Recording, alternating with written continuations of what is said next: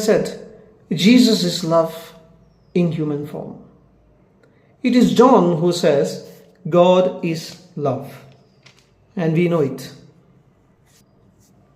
John chapter 4, verse 16. And so we know and rely on the love God has for us.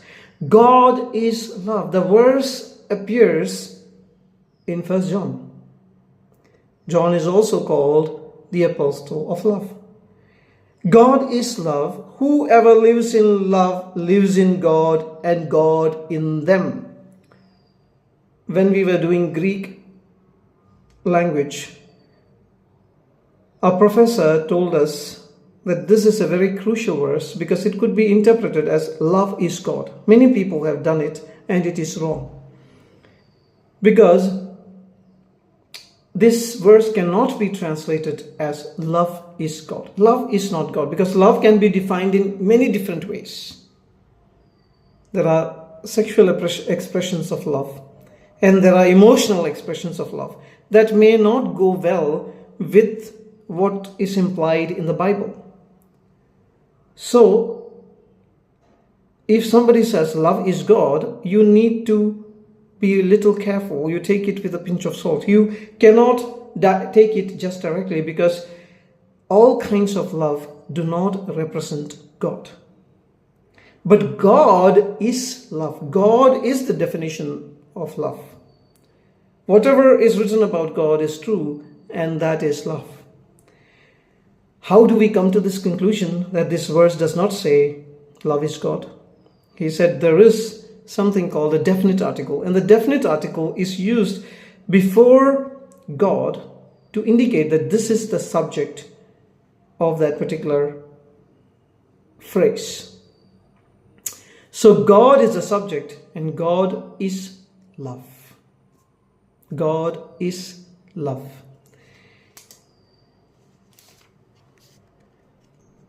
So the Greek Bible goes like this: Ho theos agape estin. This usage of estin is a to be verb, is to indicate that the agape is a complementary noun. It is a complement. So here nouns are used as complements, and the subject comes before the complement. Of course, ho theos comes before the complement. So there are two nouns, right? That is the reason for the confusion. Which one is the subject? The first one is the subject.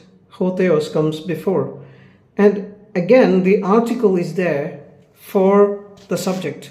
An article is usually dropped from the complement. So both these ideas are there in this verse to indicate that people should not misread it as love as God. Love is God. Ho theos agape estin. Ho theos is God, agape is love, and estin is the to be verb, which means is. Ho theos agape estin, in this particular phrase, ho theos is the subject because it comes before agape. Agape is the complement. It is a noun, but it is used as a complement. And even if John just placed theos in front of agape, it would still be read as God is love. But to make it certain that you should not misread it as love is God, John has also placed the definite article. So, ho theos agape estin. The definite article before God here gives us only one possibility or one meaning for God in this particular phrase, which is that it is the subject of this phrase. So this phrase can never be read as love is God. It has to be always read as God is love. because it is a significant matter. That's why I took a little more time to explain it. So God is love, and love in human form is Jesus. And that God has come and appeared to the disciples, and the disciples have touched him, felt him. The disciples have experienced him, and he, the personification of God, the personification of love, has redefined power in a new way. It's a kind of a powerless power. It's a power that gives up power. Whatever we call as power today, we call control as power. We call dominating others as power. We call dictating and lording over others as power. All these things Jesus is removing.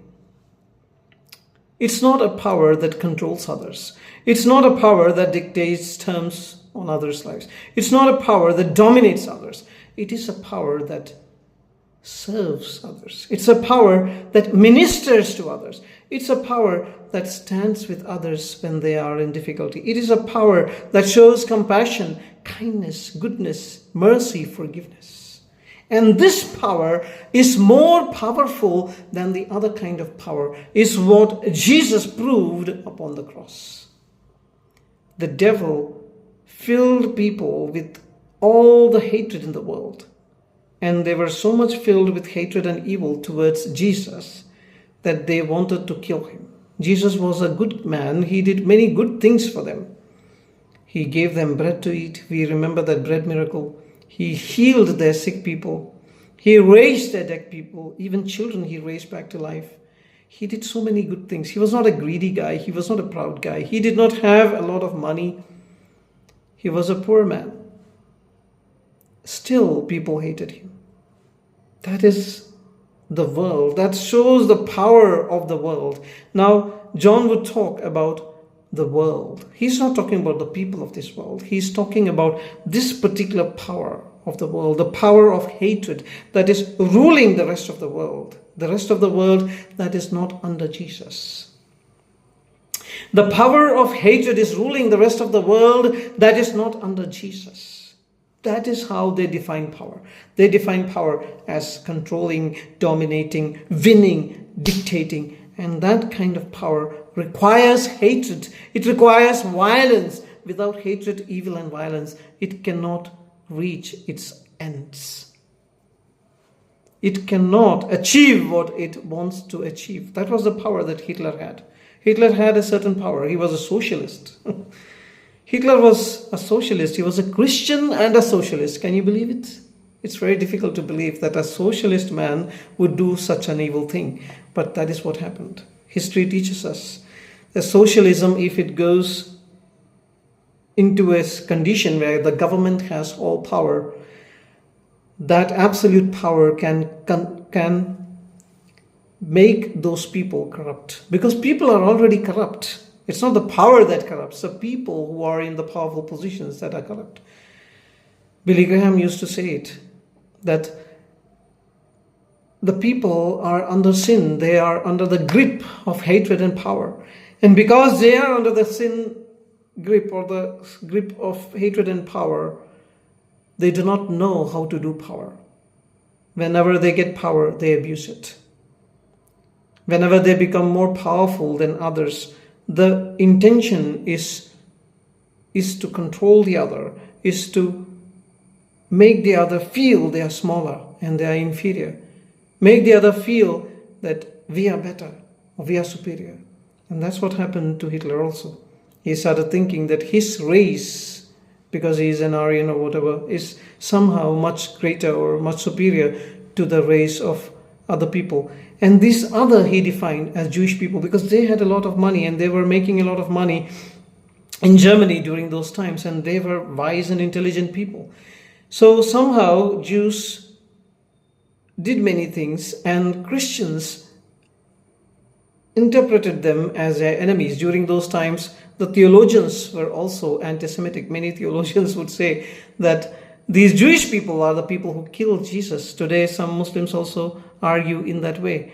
And And they made Hitler think that Jewish people are dangerous to his country, Jewish people are evil, and Jewish people need to be completely annihilated because it's an inferior race, and a race that killed Jesus and Paul and all the apostles. Look at how the devil uses. Paul, Jesus, John, and all the apostles were ready to die so that Jewish people would believe that Jesus is their Messiah. But look at how the devil is using the same word of truth, the same word of life, for the purpose of death, destruction, and it comes from hatred and violence. That is what happened to Hitler. And he used that particular way, and he went forward, killed 600,000 Jewish people. And that is what led to the present state of affairs in Palestine, where there is a divided society, there's a divided state, there are a lot of problems happening, and wars, and America is getting involved, the world is getting involved, the world is in a state of anxiety, crisis, and tension. Hatred is the root cause of all these evils. And the hatred, it comes from human hearts. Who gives this hatred to people? The same devil who made all those Jewish people hateful of Jesus. They were crying at that loud voice, "Crucify him! Crucify him!" These very people saw many other people perhaps praising Jesus, saying, "Hosanna, Hosanna to the one who comes in the name of the Lord," just 3 days ago. And now they want to kill him.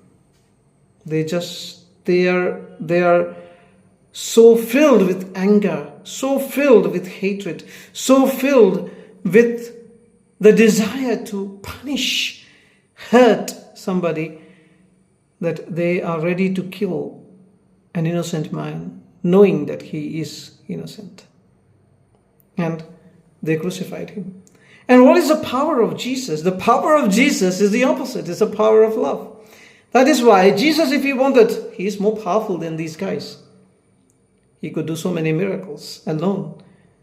And he could also fix the ear of the very people who came to arrest him when it was cut off by one of Jesus' disciples who was afraid of what was happening. And this Jesus, who had so much power, could have easily saved himself from the cross. He could have come down from the cross, as Muhammad desired once. That, it's so sad that Jesus was willing to stand on the cross and die. He was a good man. He should not have been killed in this way. And he wanted a Jesus version which would come down from the cross and show these Jews that I am who I am. That didn't happen. Because Jesus' power is a different kind of power. It is counterintuitive from the perspective of today's world. It was counterintuitive from the perspective of the world of that time, and much more counterintuitive. Today, at least, people consider forgiveness, kindness, compassion as a virtue. When Roman people were ruling, forgiveness was considered as a vice, as a bad thing. You should never forgive. You have to take vengeance. That is how they went about things. Forgiveness, loveness, kindness, goodness, gentleness, these things were never considered as virtues in the world of the Romans and the Greeks. Those elements are still there in the Christian world, and they need to fight it. Hindu world, the world where we live, may not have so much of those kind of superiority problems. But here we find Jesus upon the cross. And instead of calling down his angels from heaven and destroying these Jewish people, he is willing to give up his life for them on their behalf. And he says, they don't know what they are doing. If they knew that they are killing their Messiah, they would never do it. Father, forgive them.